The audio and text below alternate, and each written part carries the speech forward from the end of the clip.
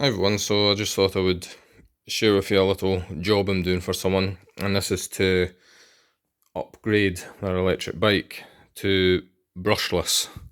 They were complaining that they weren't getting much power out of it, and that's to be expected with it being a small 250 watt brushed motor that's in it.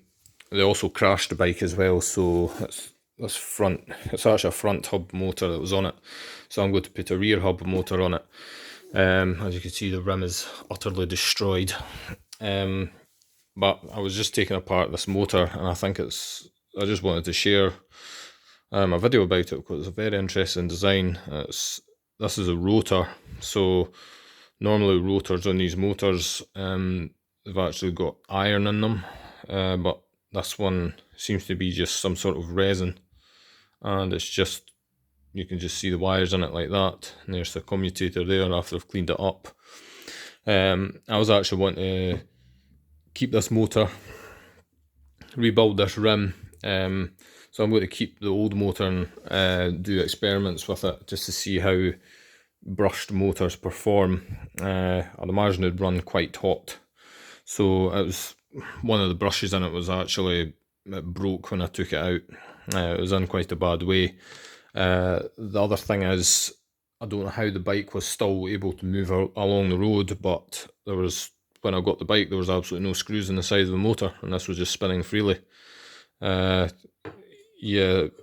I don't know. I don't know how the motor even survived that.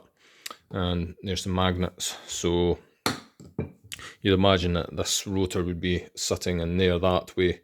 The magnets in the front of it, and this here goes on the back. So I've ordered some new brushes for it. These are 5x5 by I think 15mm brushes, or 15 or 20, but I cannot get brushes the exact right size. I can get 5x5mm ones, but the wire tail on the end of the ones I was able to buy is not long enough, so I could probably extend that anyway.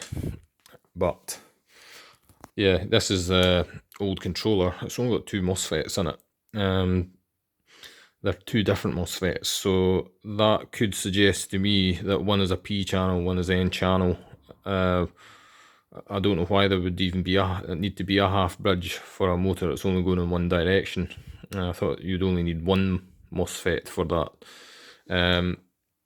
But if you want to do regenerative braking, I'd imagine you could just have one wire of the motor going to ground, the other on the MOSFET.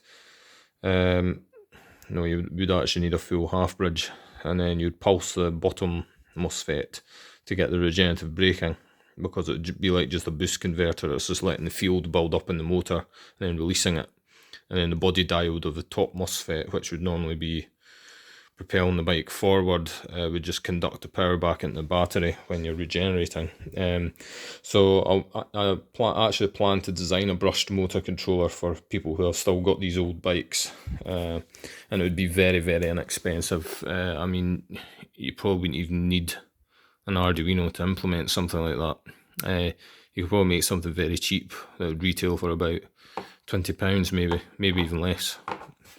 So that's just another little project I'm working on just now, in addition to everything else to do with getting the house done, the VESC electric motor controller project, and all the rest of it. So I should have some interesting videos up about this motor, and we'll see how it sounds and performs, and if I could get any good regen out of it when I put my own controller on it, because I'll just make up a controller with an Arduino.